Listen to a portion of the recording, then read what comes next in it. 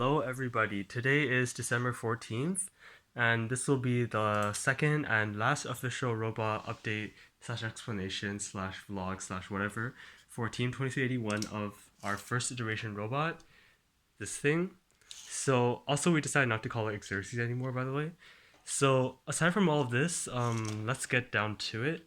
So, right off the bat, you may have noticed a lot of changes with this robot, and one of the most obvious is the intake.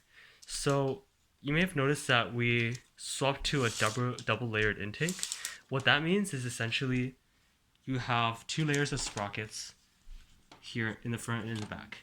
So we're still going 24 to 18 because the cube can rest on his shoulder better, and that's less strain on the motors. So the reason why we made the switch is at Massive Vandy, we had lots of instances where our chain snapped, and then we were essentially crippled for the rest of the match. And at that time, we were running chain drive. Just imagine like our intake was exactly this, except there was no top layer. So after some diagnostics of the issue, we came to the conclusion that it might be the nature of the tank treads that caused the chain to snap. So I have a tank tread here, basically. If anything on the top section, which is this part, gets caught on anything, it provides a force of like torsion on the chain, and which is especially devastating and will cause it to break pretty much instantaneously. And also the intake does not work well under high stress as well. So only having a single layer of chain taking all the stress causes it to break as well. We actually had an example in our matches where our chain broke under high stress after I rammed into a wall of cubes in it. So how does a double chain help? Well, it eliminates that contact surface on the up. So basically it's very well supported. I cannot push this in to cause that torsion force that would otherwise cause the chain to break. And this can be illustrated here as like I have no chain on the bottom, so I can this thing still flexes inwards. I don't know if you can see. Yeah. So, and that torsion force causes the chain to break. In addition, there's more support in general, as you have two layers of chain for the cube to rest on, 1, 2, and that just divides the load a bit. So it gives the intake less stress, which is good. And during our Brampton competition, we didn't have the chain snap once, which was really nice. And some next thoughts on the intake, you might be wondering, why didn't we not like put some fins on top and some fins on the bottom? Because you may have noticed all the fins are on the bottom.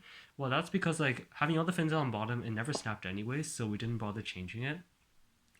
So, but the advantage of having like fins on the top and fins on the bottom is that if one chain breaks, it's still a functional intake because I still have fins. So that will be something to consider during our second iteration, which will be starting right after this video. Okay. So I guess I'll go through the robot once again. A lot of minor things has happened, so I'll just go through this. And you see one of these right in front of you. And this is 2381 classic no leak mesh. JK is for protecting the wires from entanglement. And this entanglement is actually a big issue as it happened at our Brampton competition, so we want to minimize that happening as well. So basically what this does is I have these zip tie with like that makes like a loop, and to put it on I just slide it on the standoff like this and pull it down, and then effectively what it does is shields the wires so there's no way for it to get entangled. So I'll just pull this up for you so you can see the internals. So these are the wires, we don't want this getting caught, and then these standoffs also act as a bit of bracing in case we ram from the back. They're decently solid and they protect the brain a bit. And you may have also noticed that we added ultrasonics to the back here.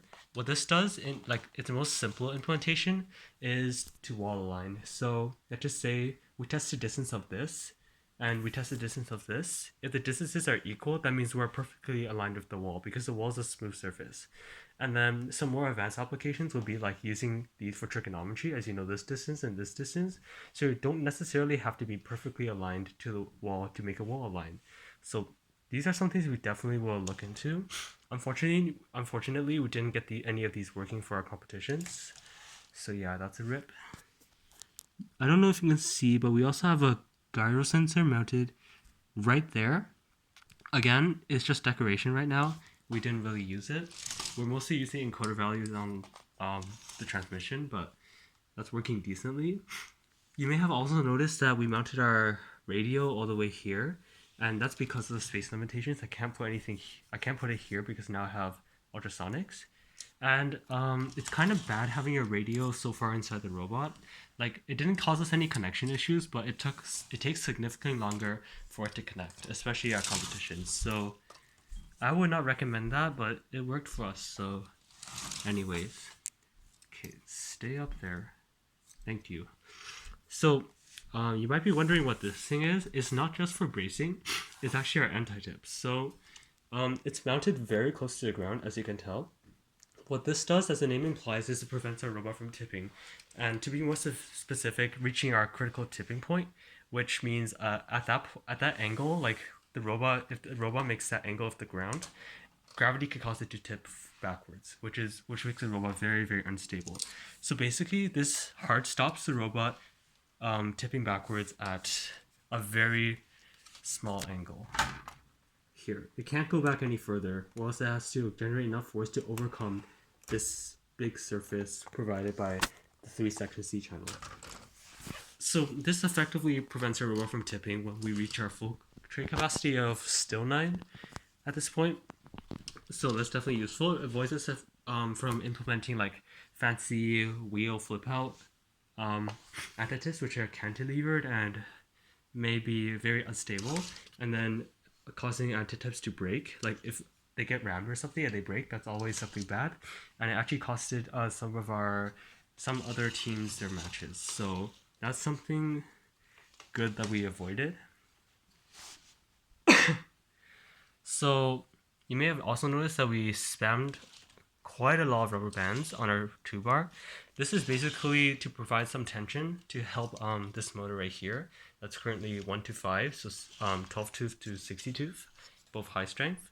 And it just makes the arm a lot lighter, so it reduces the load on this motor. And it has been working quite effectively. We still have issues with skipping on this motor, and that's just because one time this bearing, which one? Yeah, this one. That boy, it came off, so it skipped a lot. And all the other times, like how we fix this issue is just we change the rubber bands to make sure the load gets reduced to as small as possible, because the whole arm assembly is actually quite heavy with the keys. And we're running such a low gear ratio because if I run 1 to 7, which means I have an 84 tooth up here, it'll break sizing on this axis. So, also, we have these wacky standoff things, one on each side. Here, I'll show you. Yep. So what these does is basically allows the transmission to fold all the way backwards. Oh, I deployed it by accident. So yeah, in a normal match situation, they fold out like this. So that just gives us the optimal triangle to make sure we can intake cubes, the path where we intake cubes. So it makes sure that like when we intake cubes, they slot into here better. And if you have a tray that's like too shallow of an angle, the cubes might get intaked right above it, and maybe it'll be like lopsided by the time. Here, I'll open this. It'll be lopsided by the time it gets here, which means here. Let me get a cube. Okay, so if you have a shallow tray, you might be getting this situation a lot, where the cube's just floating above the guardrails, and it's free to go like this, or whatever. But if you have a steeper tray, it gets angled further in. It gets intake like this sorta, so it slots into the tray better. So it just like an intake optimization. But this breaks sizing, so we did the standoffs thing, which I'll tuck in right now to show you. There. And then when it deploys during autonomous, like that. So yeah, that's that. We boxed this eye brace across to minimize torsion, because when the arms, to make sure the rollers come up in equal levels, to make sure like the one side doesn't lag behind another. It still lags behind a bit, but it gets the job done. So we didn't play with that after. This helped a lot. It reduced a lot of torsion, a lot of lag in in the right side arm, which was good. You may be wondering what these things are. So basically, we added a flip out intake. And the reason why we added this is, one, our intakes would stick out further, so we can intake cubes in the goal zone better in case. So if there's cubes in the goal zone, we wouldn't be like stuck not being able to stack. So we can intake those out very, very quickly. Two, in addition, it really helps us intake D-score towers as the rollers now stick out further. This just provides a place where I can rest my rollers on at the beginning of the match. And then it deploys when the goofy arm lifts up and then locks into position. So let me show you how the lock works. It's quite simple and quite effective. So basically you have a bent half cut 5 here that gets pushed down here, and you have a rubber band pushing it back up. This is greased with bicycle grease. I don't know. It works. Probably not the best choice. Probably use like something else like white lithium. And then when the intake comes down,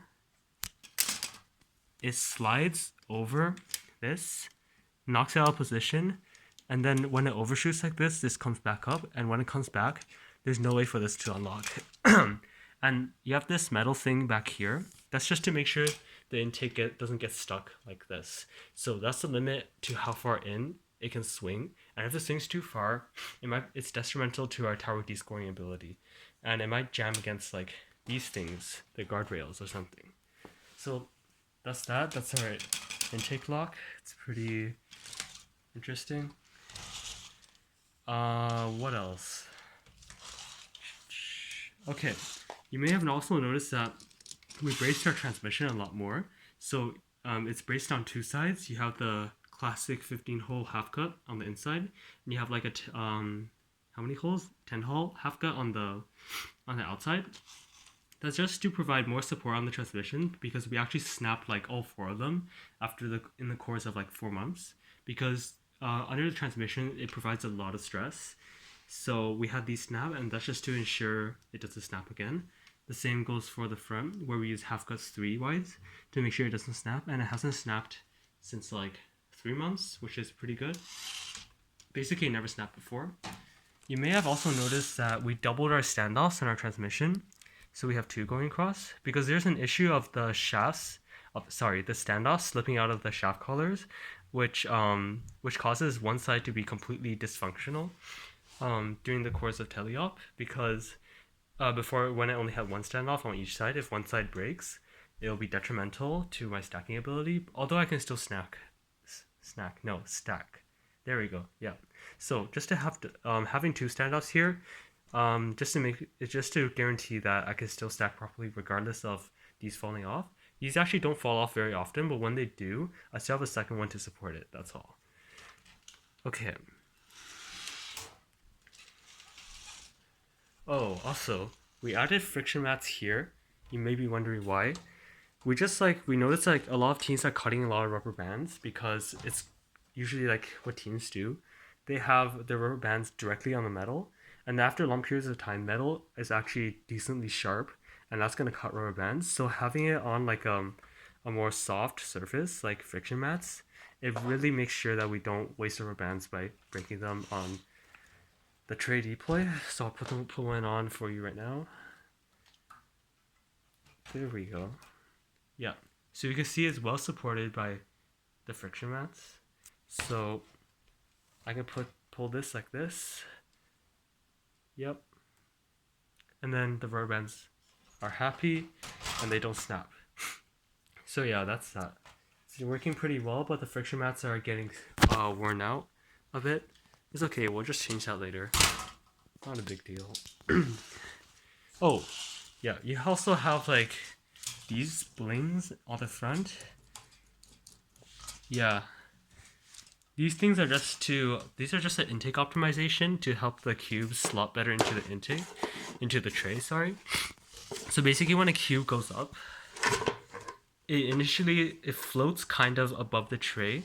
So we have these things to guide it, sort of, to make sure it slots into the tray properly, so you don't get cubes at weird angles like these.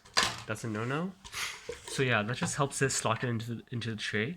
The problem of hard mounting it, which means like it's not flexible like this one, is that if it's hard mounted, it makes intake a lot harder, because if it intake on the wrong angle, it just gets stuck here.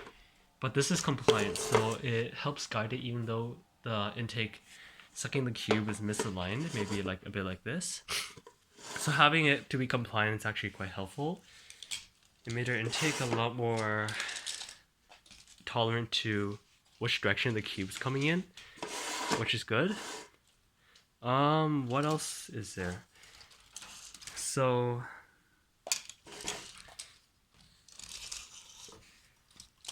okay, battery placement is actually kind of sketchy. It's hitting against the arm a little bit, but it's mostly fine. So we're not gonna. So we didn't deal with that.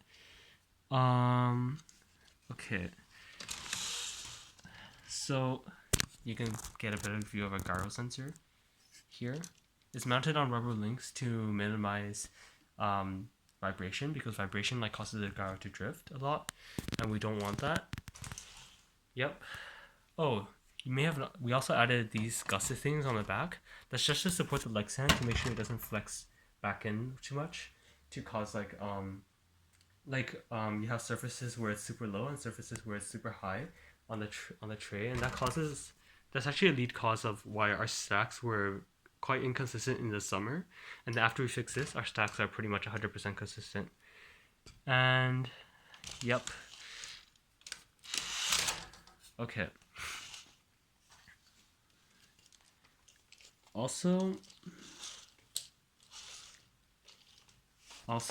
we had an issue before our Quebec competition of getting over the go zone for stacking.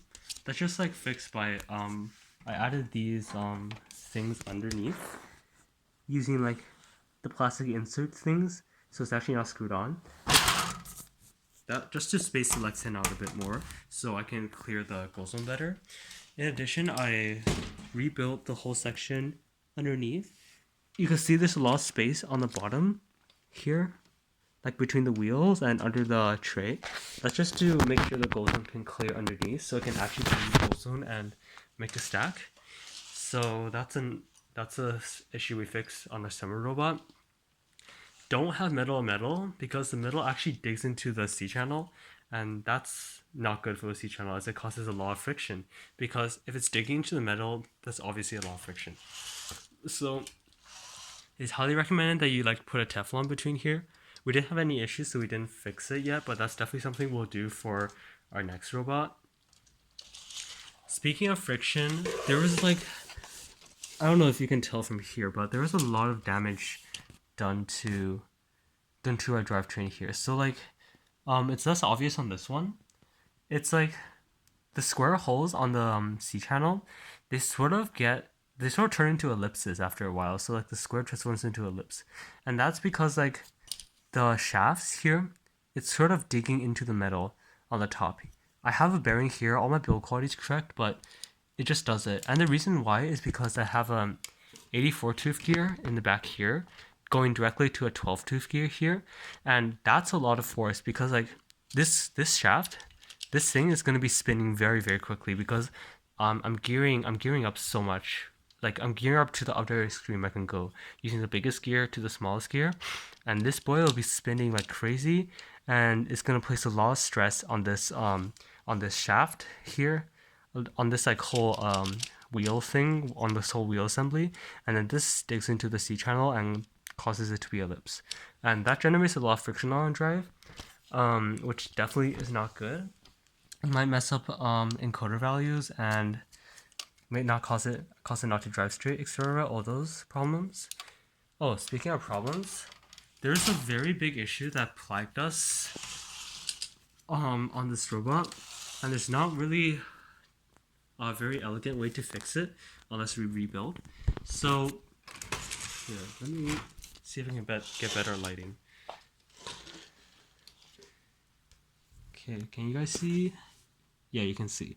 So as you can see, all of our screw joints on our transmission are cantilevered.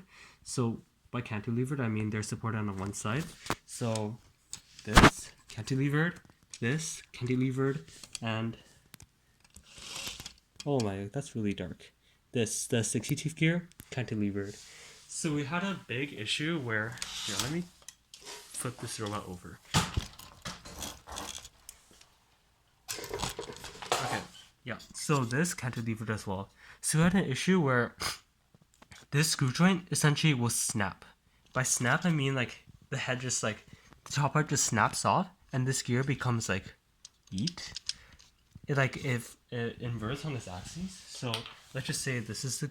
Wait, let me find a better gear. There it is. Okay, so let's just say this is a gear.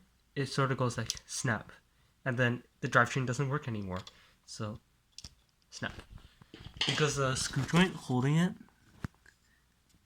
Yep, that screw is snapped. So it actually snapped twice on each side, which means definitely it's a problem.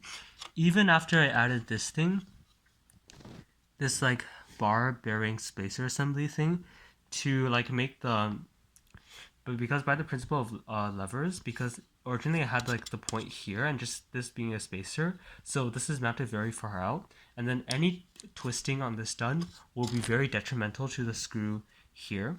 So what this does is just to add support on the neck of the screw to make sure it doesn't snap as nearly as easily. And why is it snap? Because like when say like I'm pushing an opponent, this wheel is getting powered a lot, but it can't move.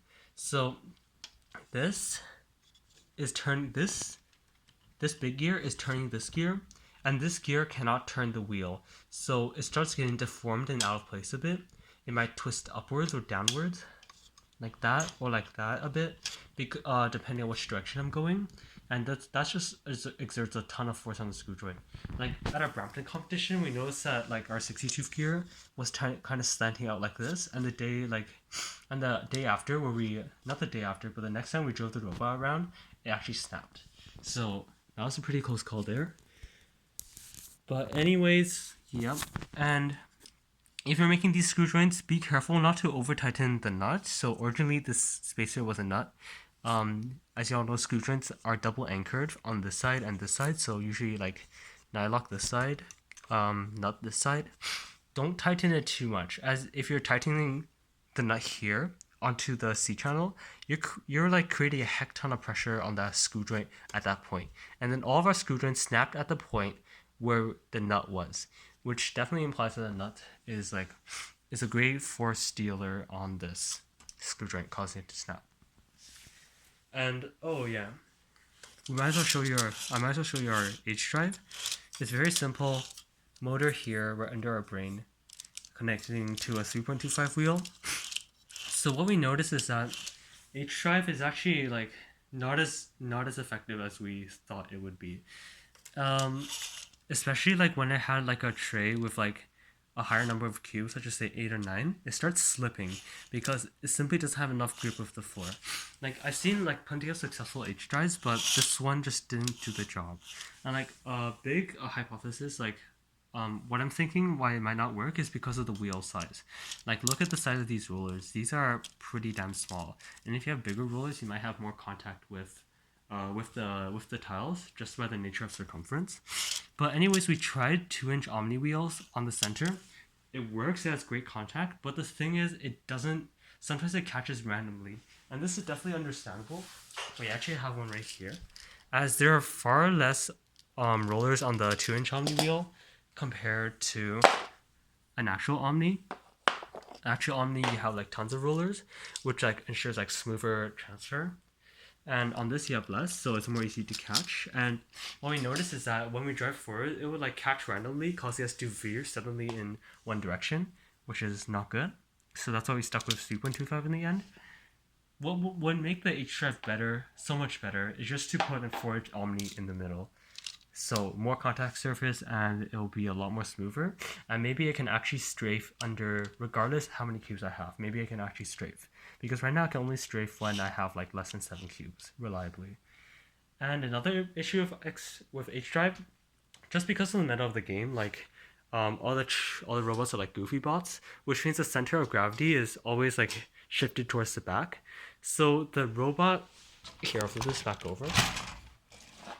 Okay, so the robot, when strafing side to side, doesn't go like this, as we imagine, and this issue becomes more apparent when I have cubes in the back of the tray, it actually strafes like this. Yeah, you get what I mean? So we try to counter that by mounting the wheel offset furthest to the back. It actually did a pretty good job on it, but of course, this is definitely not a solution as the angle at which it's gonna go side to side it varies directly with how many cubes I have in my tray. So ultimately, I cannot control it. But what will make H-Drive very effective is just to use a 4-inch Omni and make it a lot more effective. But we had limitations as our 4 transmission motors are literally right above the H-Drive, and anything bigger will hit it. But simply, we can just move the motors on the outside. So instead of mounting it here, maybe mount it here or something. And that will leave enough space for me to put like a 4-inch in the middle. But there's no point in doing this now as we finished all our competitions and we are building something quite different for iteration 2. Because in general, as a driver, I didn't find strafing that useful. I can just drive tank and be fine. It was only really useful when I was stacking to line up with the perimeter right before I stack. So not crucial, and I don't think it'll give you a significant advantage. So yeah, that's that. Okay, so that's basically it for the robot explanation. Thank you for watching, and yeah, good luck on the rest of the season.